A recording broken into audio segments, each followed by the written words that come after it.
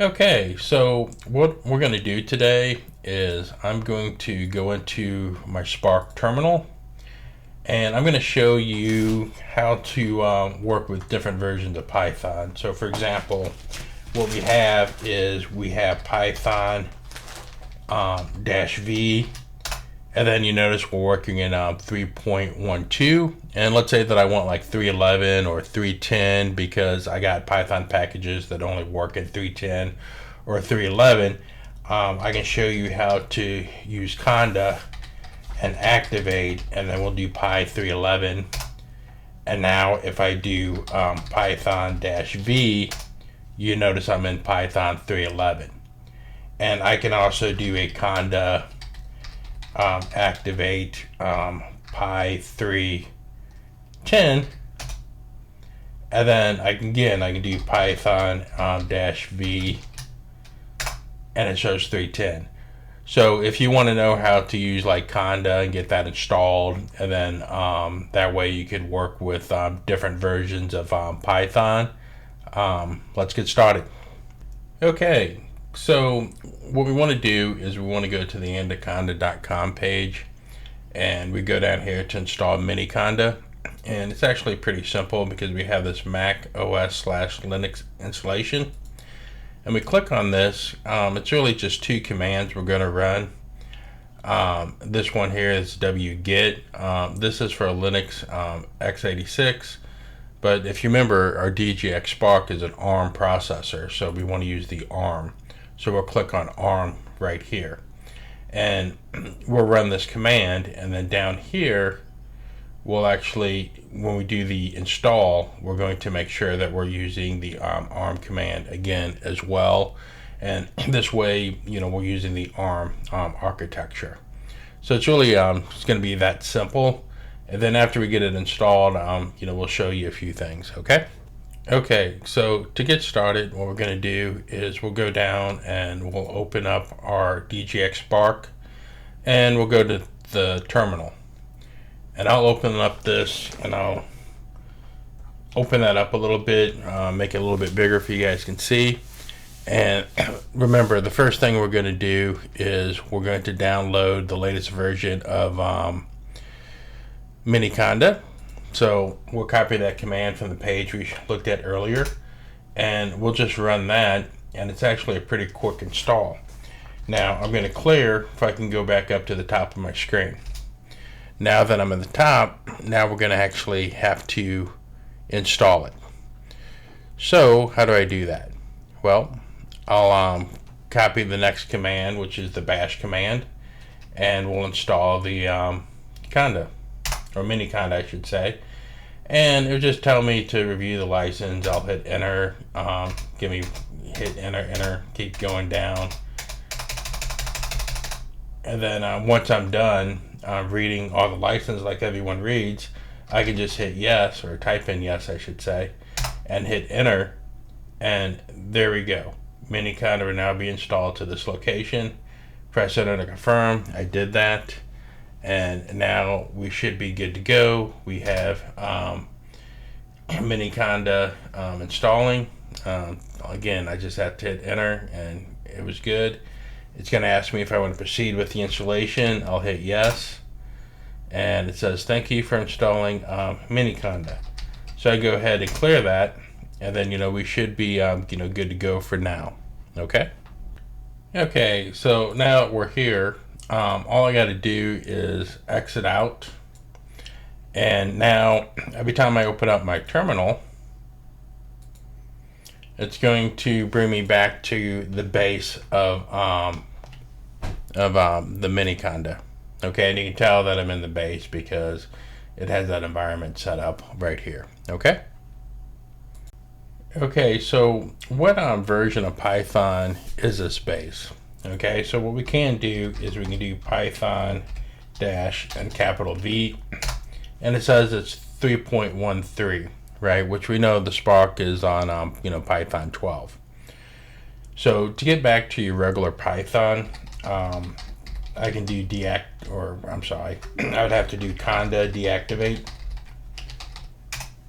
And then now I'm back in my regular Spark, and I do Python -v, and you see that I'm in 3.12 now. Okay, so again, if I exit out of this and then I come back into my terminal, you notice it brings me back to base. Okay, well, I don't want that every time, because when I come in, I just want to use my regular Python on my Spark. So how do I fix that?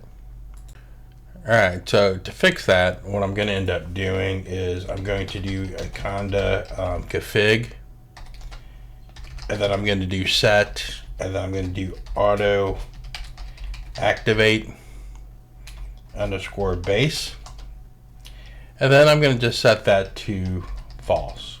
Okay, and I run that, and then now the next time I open this up, it will just bring me back into my regular Spark Python. So let's exit out, and we'll reopen this, go to terminal, and then right there we're just in our mad TC, mad Spark, regular, no Miniconda.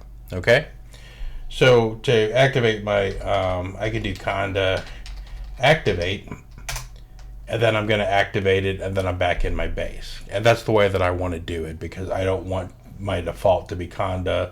I want my default to be the Python 3.12 that comes with the DGX Spark. Okay. Okay, so we know we installed Miniconda just because we want to install different versions of Python, because some of the stuff that we're going to be using works better in 3.11 or maybe even 3.10. And instead of installing the regular Python, we went with the Conda route, just because it's a little bit easier to work with. Okay, so what Pythons do I have that I can install?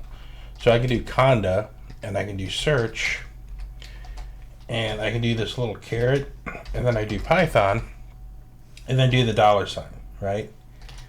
And I'll hit enter, and then it'll ask me if I accept the term of services, and I'm going to hit accept, and I'm going to hit it again, and there we go. And then it's going to tell me the different versions of Python, and I know this is a little bit big, so I'm going to scroll down here a little bit, and then these are all the different versions of Python that I'll be able to install. Okay, so we're going to clear this out, and then how do I install those, right? How do I get a particular version of Python? Okay, so let's take a look at that. Okay, so what we're going to end up doing is we'll create that version of Python. So what we're going to end up doing is we'll do a Conda create -n, and then what we're going to end up doing is that's going to be for the name. We'll name that Py 311. That's not saying that that's your Python. That's basically the name of your virtual environment that we're creating. Okay, and then we're going to end up doing Python equals, and we'll do 3.11. Okay, and then we'll hit enter, and then it will go through. It'll ask me if I want to proceed, and I'll hit yes, and then it's going to install the Python 3.11.